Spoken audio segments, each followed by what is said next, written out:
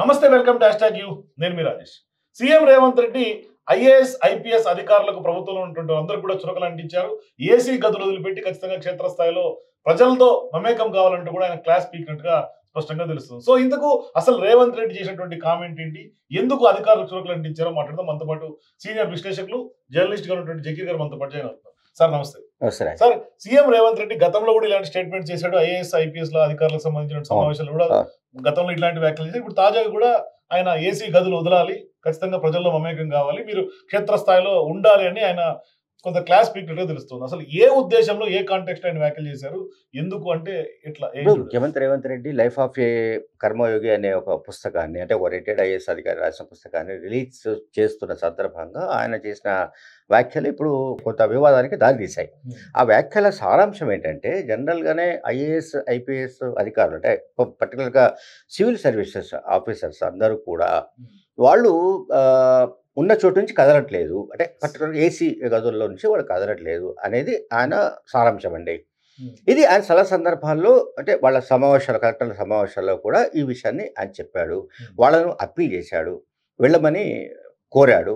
కానీ ఇప్పటిదాకా ముఖ్యమంత్రి రేవంత్ రెడ్డి ఆదేశాలను పాటించిన వాళ్ళు నాకు తెలిసి బహుశా వేళ్ళని లెక్క పెట్టచ్చు. ఓకే, ఇక్కడ చిన్న ఇంటరప్షన్. గతంలో సమావేశాల్లో మాట్లాడి, ఇప్పుడు తాజాగా బుక్ రిలీజ్ లో కూడా మాట్లాడు, same type of statements common గా చేస్తుంది. కానీ గతంలో వివాదాస్పదం కానీ ఇవాళ ఈ వ్యాఖ్యలు ఎందుకు వివాదాస్పదం అవుతున్నాయి రేవంత్ వ్యాఖ్యలు? అంటే ఇప్పుడు ఇది ఓపెన్ గా ఒక బుక్ రిలీజ్, ఇప్పుడు ఇండోర్ లో జరిగే సమావేశాలు ఉన్నారు కూడా, ఐఏఎస్లు ఐపీఎస్ల సమావేశాల్లో, కలెక్టర్ల సమావేశాల్లో ఇండోర్ లో ఇన్ కెమెరా మాట్లాడడం అనేది ఒక ఎపిసోడ్. బట్ ఇక్కడ ఏంటంటే ఒక బుక్ రిలీజ్ సందర్భంగా ఓపెన్ గా ఆయన ఎక్స్ప్రెస్ చేశాడు. ఏంటంటే, నేను హ్యాపీగా లేను అని చెప్పాడు, నేను సంతోషంగా లేను, సంతృప్తికరంగా లేను అని చెప్పాడు, అంటే వీళ్ళ పనితీరు పట్ల. అయితే ఇక్కడ నేను అనుకుంటుంది ఏంటంటే, సమైక్య ఆంధ్రప్రదేశ్గా ఉన్నప్పుడు, అంటే ఇది డివైడ్ కావడానికి ముందు కొంతమంది అధికారులు రేవంత్ రెడ్డి చేసిన వ్యాఖ్యలలో భాగంగానే చెప్తున్నారు. గతంలో అంటే ఒక 20 ఏళ్ల క్రితము చాలామంది ఐఏఎస్లు కానీ ఐపీఎస్లు కానీ ఐఎఫ్ఎస్ కానీ ఎవరైనా సరే వాళ్ళందరూ కూడా ప్రజల పక్షాన నిలబడేవాళ్ళు. అట్లాగే ప్రభుత్వానికి మంచి ఏమిటో చెడు ఏమిటో చెప్పి, అంటే ముఖ్యమంత్రి స్థాయిలో ఉన్నవాళ్ళు కానీ ప్రభుత్వానికి చెప్పి ఏదైనా కొంత డిబేట్ అవుతుంటే, అంటే డిబేషన్ ఇన్ ద సెన్స్ ప్రజల సంక్షేమానికి విరుద్ధంగా, లేదా ప్రజలు ఏమి కోరుకుంటున్నారో అందుకు విరుద్ధంగా భిన్నంగా విధాన నిర్ణయాలు ఏమైనా జరుగుతూ ఉంటే, అటువంటిది వాళ్ళకి తెలిసినప్పుడు వాళ్ళు పొలిటికల్ లీడర్షిప్కు, అంటే గవర్నమెంట్ నడిపిస్తున్న వాళ్లకు సలహాలు ఇచ్చేవాళ్ళు అనేది ముఖ్యమంత్రి చెప్పిన మాట. ఇది నిజంగా కూడా మనం అర్థం చేసుకోవాలి. కానీ డివైడ్ అయిన తర్వాత పరిస్థితి ఏంటంటే, బీఆర్ఎస్ హయాంలో, కేసీఆర్ హయాంలో ఆ 10 ఏళ్లలో ఒక్కొక్క ఐఏఎస్, ఒక్కొక్క ఐపీఎస్ లేదా ఇంకొక ఆ స్థాయి అధికారులందరూ కూడా అసలు హైదరాబాద్ చుట్టూ పరిసరాల్లో ఒక 70-80 కిలోమీటర్ల రేడియస్లో ఒక 20 ఎకరాలు, 30 ఎకరాలు, 15 ఎకరాలు, 10 నుంచి 50 ఎకరాల వరకు కూడా ఫామ్ హౌస్లు కొని పడేసిన అధికారులు ఉన్నారు.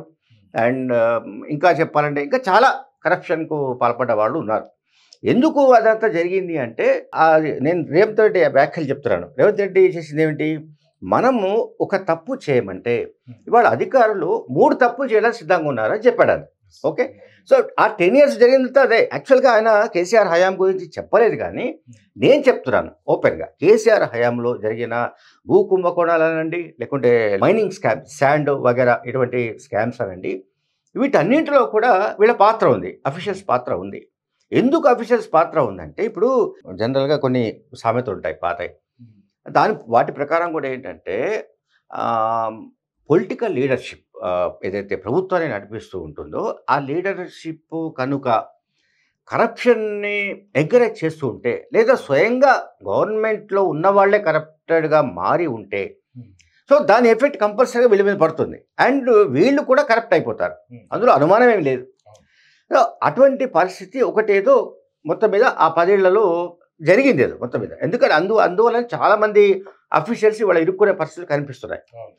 అయితే ఇక్కడ మనము రేవంత్ రెడ్డి వ్యాఖ్యల గురించి మనం మాట్లాడినప్పుడు ఇది వివాదాస్పదమైన వ్యాఖ్యలుగా ఎందుకు మారాయంటే వాళ్ళ పట్ల తాను డిస్సాటిస్ఫైగా ఉన్నానని చెప్పడం అనేది అది చాలా అంటే ఇక్కడ మీరు అన్నట్టుగా ఆయన హ్యాపీగా లేరు అని ఆయన చేసినటువంటి వ్యాఖ్యల్ని దీని వెనకాల ఖచ్చితంగా అధికారుల మీద ఏమైనా నెపం నెట్టే ప్రయత్నం జరుగుతుందా అని ఆ కోణంలో ఆలోచించాల్సిన అంటే ఇప్పుడు ఒకటండి, అధికారులు ఇట్లా చేస్తున్నారు అన్నప్పుడు సహజంగానే మీరు చెప్పింది కూడా వస్తుంది. మరి నువ్వేం చేస్తున్నావు అంటారు.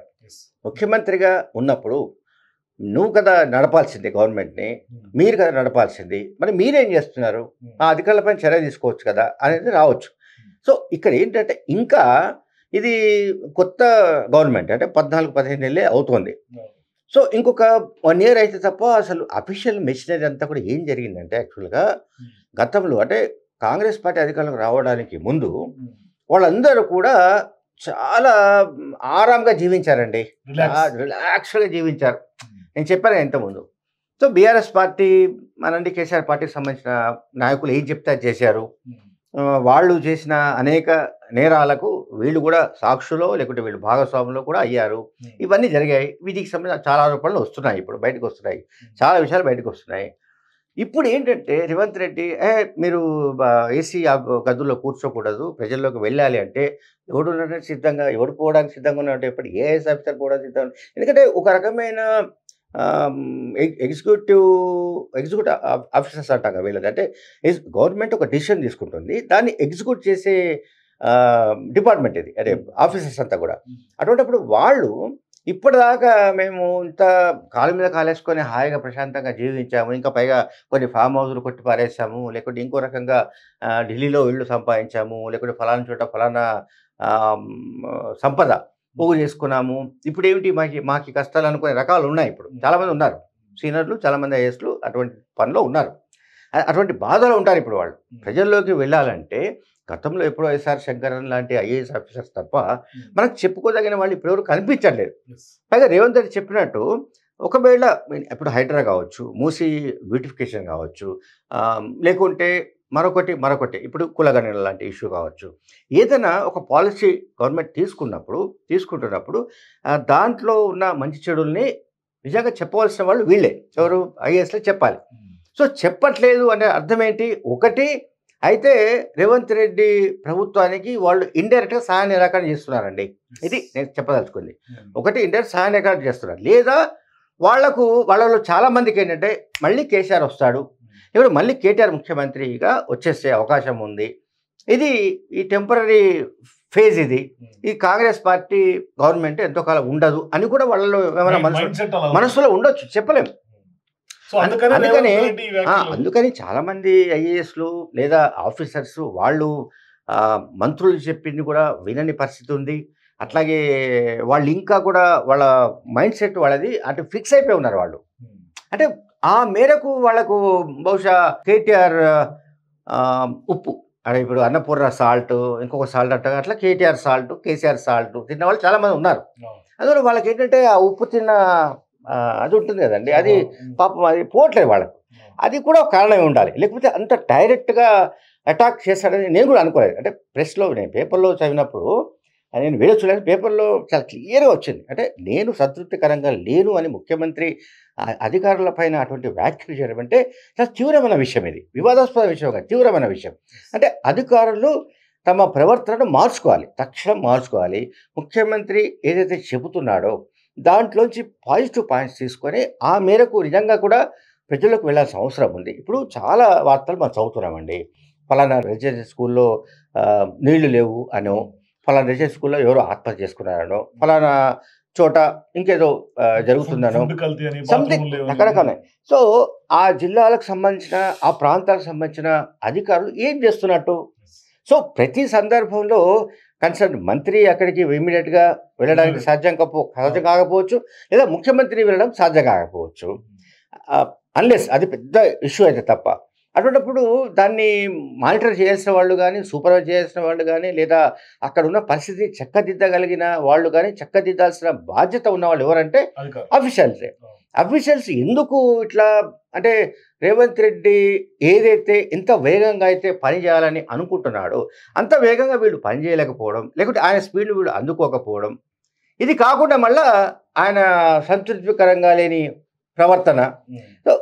సో ఇదంతా కూడా ఏంటంటే వాళ్ళు ఇప్పటికైనా సరే వాళ్ళు నిజంగానే ప్రజలకు వెళ్ళాల్సిన అవసరం ఉంది.